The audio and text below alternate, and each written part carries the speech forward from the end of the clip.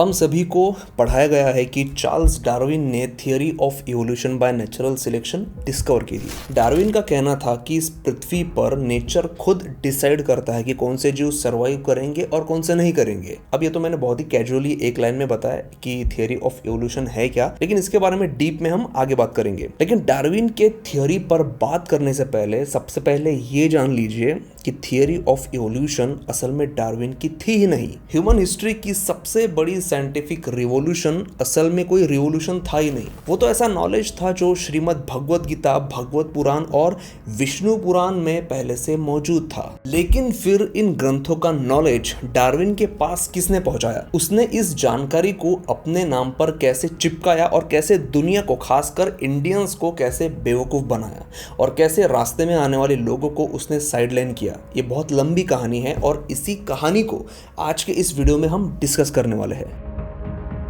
Charles Darwin जो एक British naturalist था, उन्होंने 1859 में on the origin of species नाम की एक बुक पब्लिश की और दुनिया को हमेशा हमेशा के लिए बदल दिया और पूरी दुनिया में वो फेमस हो गए। उनका कहना था कि सभी स्पीशीज जो है वो टाइम के साथ नेचुरल सिलेक्शन के थ्रू इवॉल्व होती है। मतलब नेचर ऐसी स्पीशीज को सिलेक्ट करता है जो स्ट्रांग होती है, जो खुद की रक्षा कर सकती है और वही स्पीशीज जिंदा रहती है, और कमजोर स्पीशीज जो होती है वो खत्म हो जाती है। डार्विन के बारे में पूरी दुनिया को यही बताया गया कि वो एक केयरफुल ऑब्जर्वर था जिसने अपनी रिवोल्यूशनरी थियरी लोगों के सामने लाने से पहले कई दशकों तक नेचर को स्टडी किया था। उसे मॉडर्न बायोलॉजी का फादर तक माना जाता है। एक ऐसा आदमी जिसने सिंगल हैंडेडली ह्यूमैनिटी को रिलीजियस सुपरस्टिशन से निकालकर साइंटिफिक दुनिया में लाकर खड़ा कर दिया था। लेकिन ये स्टोरी इनकम्प्लीट है, बल्कि रियल भी नहीं है, सच्चाई से कोसों दूर है। डार्विन वो पहला इंसान नहीं था जिसने रिवॉल्यूशन डिस्कवर की थी, बल्कि वो तो दूसरा या फिर तीसरा इंसान भी नहीं था। जॉन फ्रेडरिक मैकल, इनका नाम शायद आपने पहले कभी सुना नहीं होगा। इनका जन्म 1781 में जर्मनी में हुआ था, डार्विन से 28 साल पहले। जब डार्विन बच्चा था तब मैकल ना पहले से ही ऐसी डिस्कवरीज कर रहे थे जो बाद में थियरी ऑफ इवोल्यूशन की फाउंडेशन बनने वाली थी। मैकल ने कुछ एक्स्ट्राऑर्डिनरी डिस्कवरीज की थी, जैसे उन्होंने ये बात ऑब्जर्व की थी कि फिश, बर्ड्स, मैमल्स और ह्यूमंस जैसे अलग अलग स्पीशीज के जो एम्ब्रियोज होते हैं वो अपने अर्ली स्टेजेस में एक जैसे ही दिखते हैं। उसने इस ऑब्जर्वेशन को रिकैपिटुलेशन कहा था। बाद में यही रिकैपिटुलेशन मैकल सीरीज लॉ के नाम से फेमस हुआ और इस लॉ में ही एक बेसिक रिवॉल्यूशन की थियरी छिपी हुई थी। लेकिन फिर हम इनका नाम क्यों नहीं जानते? क्यों मैकल को फादर ऑफ इवोल्यूशन नहीं कहा जाता? जॉन फ्रेडरिक मैकल के बाद हमें बात करनी पड़ेगी अल्फ्रेड रसेल वॉलेस की, जिन्होंने एक्चुअली में नेचुरल सिलेक्शन डिस्कवर की थी, लेकिन उन बेचारे का रिसर्च उनसे छीन लिया गया था। उनका जन्म 1823 में बहुत ही गरीब ऐसी फैमिली में हुआ था। ना उन्हें किसी रेप्यूटेड कॉलेज में पढ़ाई करने का चांस मिला, ना उन्हें उनके एक्सपेरिमेंट्स करने के लिए प्रॉपर जगह अवेलेबल मिलती थी। तो दूसरी तरफ डार्विन इंग्लैंड के एक बहुत ही अमीर परिवार में बड़े हुए थे और उन्हें वो सारी सुविधाएं मिली जो वॉलेस को नहीं मिल रही थी। जब डार्विन अपनी सोफिस्टिकेटेड लाइफ जी रहे थे तब वॉलेस अपनी जान पर खेलकर इंडियन और पैसिफिक ओशियन के बीच में जो कई सारे आइलैंड है वहां पर घूम रहे थे। अमेज़न रेन फॉरेस्ट में नेचर को ऑब्जर्व कर रहे थे। 8 सालों तक वॉलेस ने 14,000 मील से भी ज्यादा ट्रैवलिंग की, 1,25,000 से ज्यादा स्पीशीज कलेक्ट कर लिए थे। लेकिन फिर इसी दौरान फरवरी 1858 में उन्हें मलेरिया हुआ। कई दिनों तक वो बिस्तर पर लेटे रहे और अपने रिसर्च के बारे में सोचते रहे। तो एक दिन अचानक उन्हें उनके एक ऐसे सवाल का जवाब मिल गया जिसके पीछे वो काफी महीनों से पड़े हुए थे। अब जबकि वो खुद मलेरिया से जूझ रहे थे, मौत से लड़ रहे थे, तो उन्होंने उसी बीमारी की हालत में उसी बेड पर खोज कर ली थियरी ऑफ इवोल्यूशन के सबसे बेसिक प्रिंसिपल की। वो था सर्वाइवल ऑफ फिटेस्ट। उन्होंने इस बात को समझ लिया था कि सिर्फ वही स्पीशीज इवोल्यूशन के इस प्रोसीजर में आगे बढ़ती है जो फिट होती है। अब यहाँ फिट का मतलब स्ट्रॉन्ग नहीं होता। फिट मतलब ऐसी स्पीशीज जो एनवायरनमेंट के साथ अच्छे से अडाप्ट होती है, जो अच्छे से रिप्रोड्यूस कर पाती है। उसके बाद उन्होंने इवोल्यूशन किस स्टेजेस में हुआ होगा इसका भी एक रफ आइडिया बना लिया था। लेकिन फिर इस जबरदस्त खोज के बाद उन्होंने एक गलती कर दी। अब डार्विन वॉलेस से 14 साल बड़े थे और वो दोनों ही इस सब्जेक्ट पर काम कर रहे थे। अल्फ्रेड वॉलेस डार्विन की इज्जत भी करते थे, तो उन्होंने क्या किया, अपने इस सर्वाइवल ऑफ द फिटेस्ट की खोज को डार्विन के साथ शेयर किया उनका ओपिनियन जानने के लिए, और इसके पहले भी वो दोनों ऐसा कर चुके थे, छोटी छोटी चीजों पर एक दूसरे की राय ले चुके थे। वॉलेस ने डार्विन को एक खत लिखा जिसमें उन्होंने उसे अपनी खोज के बारे में बता दिया, लेकिन वॉलेस का खत मिलते ही डार्विन ने कुछ ऐसा किया जिसकी वजह से वॉलेस का नाम इतिहास से मिटने वाला था। डार्विन को वॉलेस का लेटर मिलते ही वो पैनिक हो गए। वो सोचने लगे कि मैं इस रिसर्च में 20 सालों से लगा हुआ हूँ और इसने इंडिपेंडेंटली सेम थियरी डिस्कवर कर ली है। अब आप कहोगे कि डार्विन उस वक्त क्या सोच रहा था, ये मुझे कैसे पता? ये मुझे इसीलिए पता है क्योंकि वो लेटर मिलने के बाद डार्विन ने जो किया उसकी वो हरकत ही साबित करती है कि उसकी सोच क्या थी। डार्विन को वॉलेस का लेटर मिलते ही सीन में एंट्री होती है चार्ल्स लेयल और जोसेफ हुकर की, जो दोनों डार्विन के बहुत ही अच्छे दोस्त थे। ये दोनों ही साइंटिस्ट थे और डार्विन के इंटेलेक्चुअल मेंटर भी थे। जब 1858 में वॉलेस का लेटर डार्विन के पास आया तो इन दोनों ने ही लीनियन सोसाइटी में डार्विन का प्रेजेंटेशन हड़बड़ी में अरेंज किया और ऐसी सेटिंग लगाई कि वॉलेस का रिसर्च पेपर डार्विन से पहले प्रेजेंट ना हो सके, और जब तक वॉलेस अपने एक्सपीडिशन से वापस आए तब तक इधर सारी स्टोरी ऑलरेडी सेट हो चुकी थी।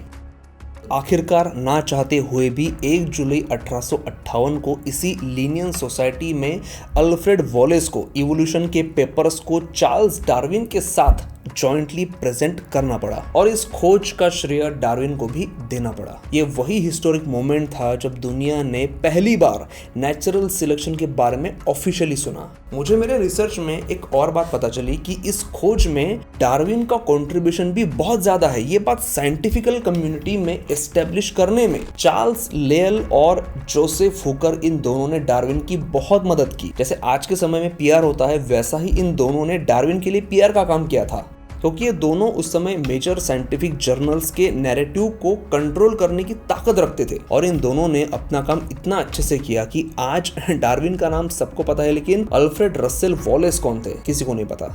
अब आते हैं मेन मुद्दे पर कि ये तो सब ठीक है कि थियरी ऑफ इवोल्यूशन का मेन आइडिया डार्विन का नहीं था, अल्फ्रेड वॉलेस का था, लेकिन फिर इन दोनों का दशावतार से क्या संबंध? अब अल्फ्रेड वॉलेस जो थे, उनके दिमाग में ये जो सर्वाइवल ऑफ फिटेस्ट का आइडिया था, जो थियरी ऑफ रिवोल्यूशन का फाउंडेशन था, ये कैसे आया? क्या मतलब ऐसा कोई जादू हुआ कि अचानक वो अपने बेड पर पड़े थे और उनके दिमाग से ये चीज बाहर निकल आई? ऐसा बिल्कुल नहीं था। वो जब अपने एक्सपीडिशन पर थे तो उनके ट्रेवलिंग के रूट को अगर हम ध्यान से देखें तो वो श्रीलंका और भारत से भी होकर गए थे। उसके बाद भी वो जिन रीजन में घूम रहे थे, जिन रास्तों से जा रहे थे, वो एंशिएंट ट्रेड रूट के थ्रू इंडिया के साथ डायरेक्टली कनेक्टेड थे। और अपने इस जर्नी के दौरान उनकी मुलाकात कई सारे स्पिरिचुअल लोगों से हुई। वो भारत के कई मंदिरों में घूमे, क्योंकि अल्फ्रेड वॉलेस काफी स्पिरिचुअल किस्म के आदमी थे। उन्होंने अपने इस स्पिरिचुअल जर्नी के बारे में इस किताब में लिखा हुआ है। तो हो सकता है कि उन्होंने हिंदू ग्रंथों में डिस्क्राइब किए हुए दशावतार के बारे में सुना होगा और उसी से इंस्पिरेशन लेकर अपनी थियरी एस्टेब्लिश की होगी। और अब जबकि उन्होंने खुद अपनी किताब में ये क्लेम नहीं किया है, तो इसीलिए मैं भी ऐसा कोई क्लेम नहीं कर सकता, लेकिन सोचने वाली बात है कि भारत में सफर करना, यहाँ के मंदिरों में घूमना, यहाँ के स्पिरिचुअल लोगों से मिलना और उसके बाद एक ऐसी थियरी प्रपोज करना जो दशावतार से काफी सिमिलर है, किस बात की ओर इशारा करता है? आप ये मुझे कमेंट करके बताइए। और अब देखते हैं कि दशावतार में इवोल्यूशन को स्टेप बाय स्टेप कैसे एक्सप्लेन किया गया है।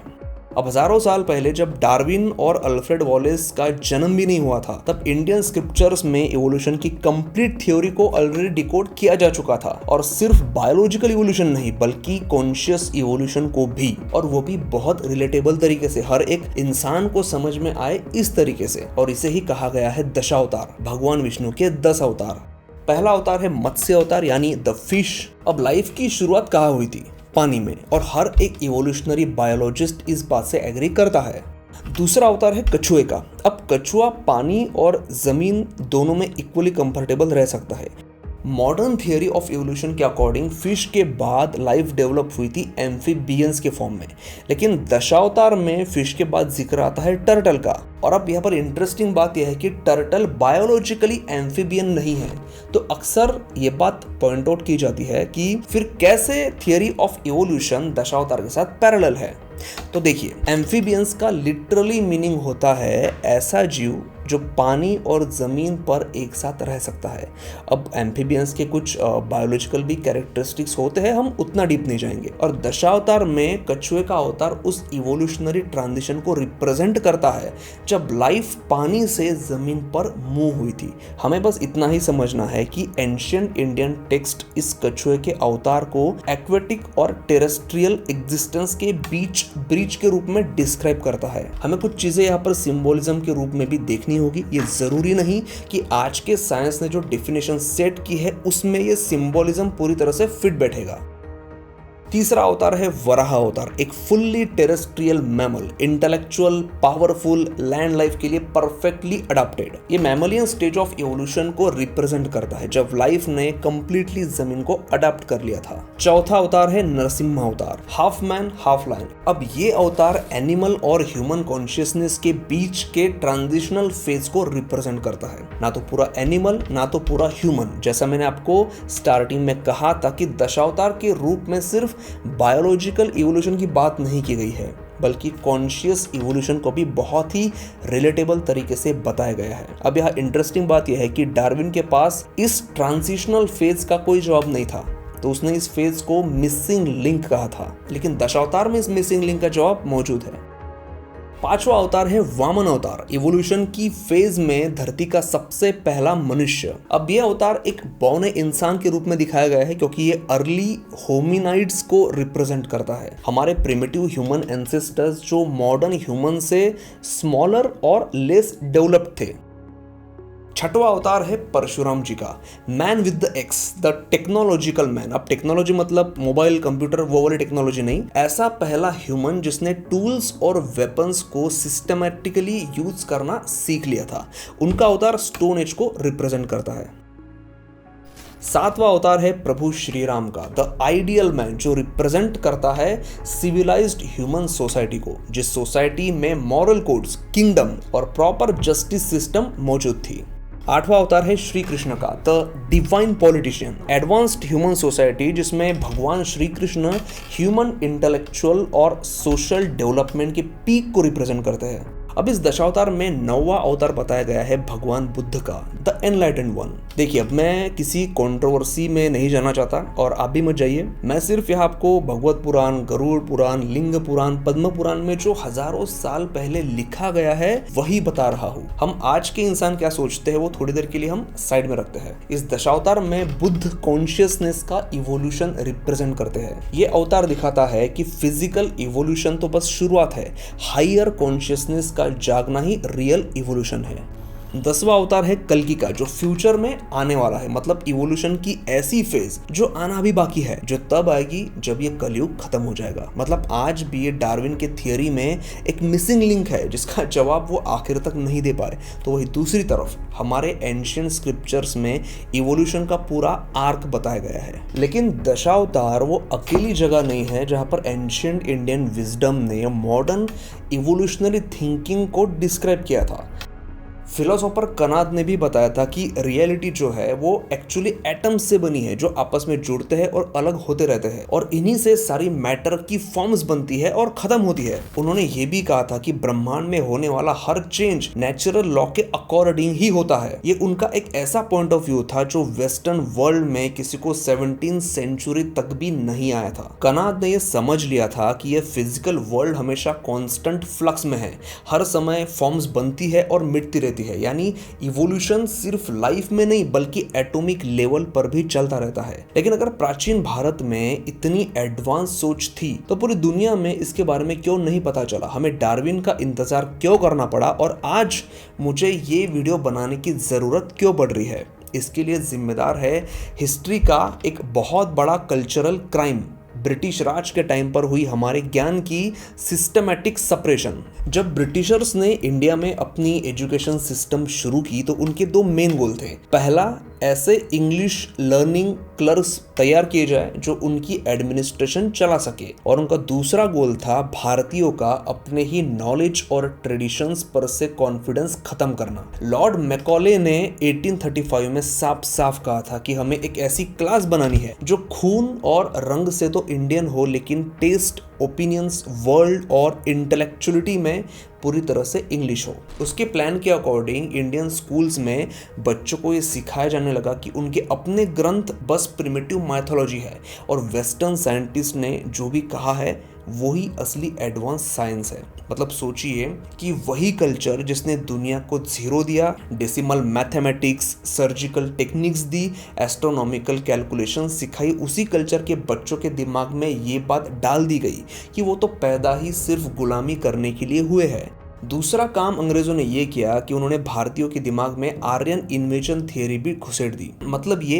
कि इंडिया की जितनी भी एडवांस्ड सिविलाइजेशन थी वो असल में बाहर से आए यूरोपियंस ने बनाई थी, और यहाँ जो पहले से रह रहे इंडियंस लोग थे वो बहुत ही प्रिमिटिव थे, उनको तो मतलब कुछ पता ही नहीं था। बाहर से आए यूरोपियंस ने यहाँ के लोगों को सिविलाइज्ड किया। ब्रिटिशर्स ने आर्यन इन्वेजन थियरी को खूब प्रमोट किया क्योंकि उनके नैरेटिव को सेट करने का एक परफेक्ट सोल्यूशन था। इस थ्योरी से उनका काम बहुत ही आसान हो गया। इस थ्योरी को लोगों के दिमाग में डालते ही इंडिया का सारा एंशिएंट नॉलेज जिस पर लोगों को गर्व था वो अचानक से बाहर का हो गया। आज ब्रिटिशों के जाने के इतने सालों के बाद भी ऐसे वीडियोस बनाकर ये बताना पड़ रहा है कि थियरी ऑफ इवोल्यूशन जैसे कंसेप्ट हजारों साल पुराने इंडियन टेक्स्ट में ऑलरेडी लिखे जा चुके हैं। थियरी ऑफ इवोल्यूशन के बारे में एक और डार्क फैक्ट है जो शायद आपको पता नहीं होगा कि इस थ्योरी पर डार्विन ने ना सिर्फ क्लेम किया था बल्कि इस थ्योरी का उसने गलत इस्तेमाल भी किया था।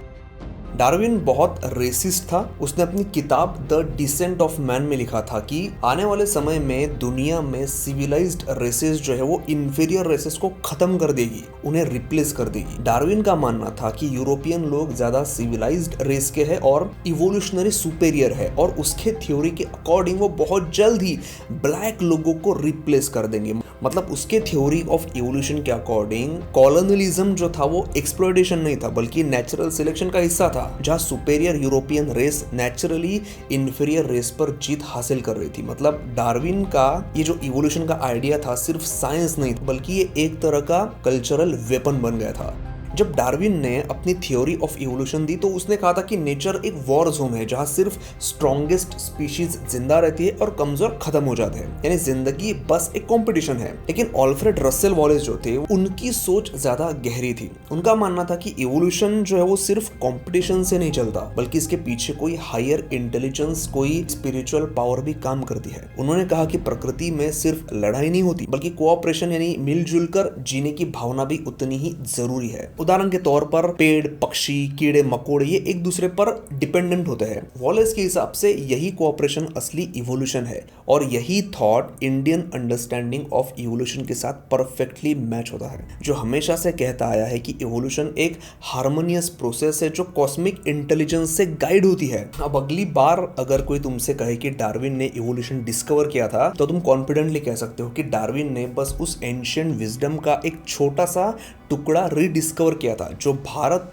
हजारों साल से संभाल कर बैठा है। और अगर इस वीडियो ने तुम्हारा इवोल्यूशन, डार्विन और एंशिएंट इंडियन विजडम के बारे में सोचने का नजरिया थोड़ा सा भी बदला हो तो प्लीज वीडियो को लाइक जरूर करिए और चैनल को सब्सक्राइब जरूर करिए ऐसे ही और आगे आने वाली वीडियोस देखने के लिए। और अपने जो थॉट्स है वो नीचे कमेंट सेक्शन में जरूर लिखिए और प्लीज इस वीडियो को अपने दोस्तों के साथ अपने व्हाट्सएप ग्रुप पर जरूर शेयर करिए ताकि ये जो जानकारी है ये ज्यादा से ज्यादा लोगों तक पहुंचे। वीडियो देखने के लिए बहुत बहुत धन्यवाद।